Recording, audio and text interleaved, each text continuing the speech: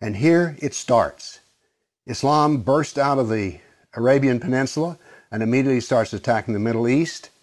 And notice that it doesn't take long until they're crossing the Mediterranean and attacking southern France and Spain. Notice something here. Most people think of Islam, they think of Arabs, they think of desert. And yet here we see that Islam is projecting power throughout the Mediterranean. Notice how the little islands of the Mediterranean are getting hammered. The navy of Islam would attack coastal towns, kill, rob, rape, and then take slaves. So this whole battle map as it unfolds, you're seeing slaves being taken. Over 1 million slaves were taken out of Europe into the Islamic world. That's something you don't think about much, but it's absolutely true. There were over 200 battles fought in Spain alone.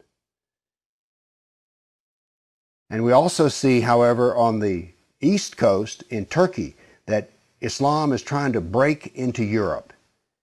Now, what's going to happen is, in Spain, this ongoing fight that lasted for 400 years, the Christians are going to push back the Muslims.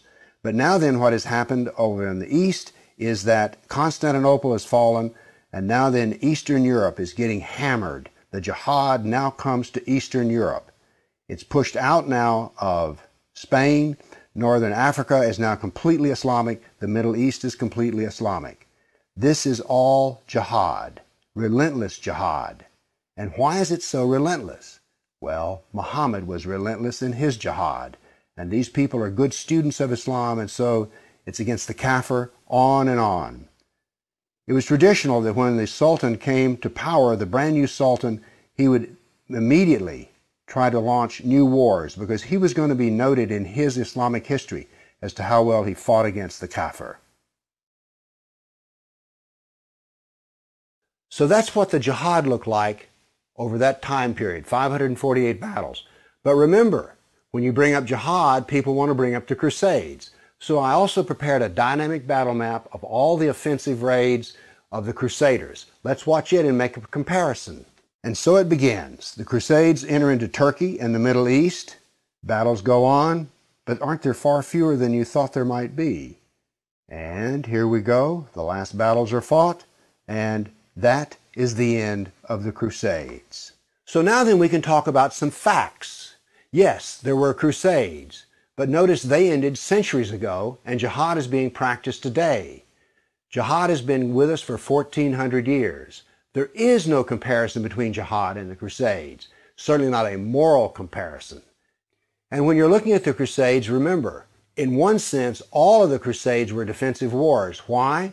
Well, as we saw on the first jihad map, it was Islam that came out of Arabia and conquered the Middle East, a Christian Middle East.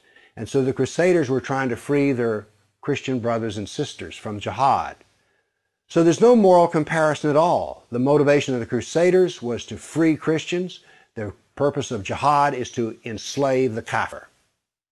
So the next time you hear somebody talk about, oh, those dreadful Crusades, you've seen some facts about the matter. Why don't you pipe up and tell them you know, you don't really know the matter.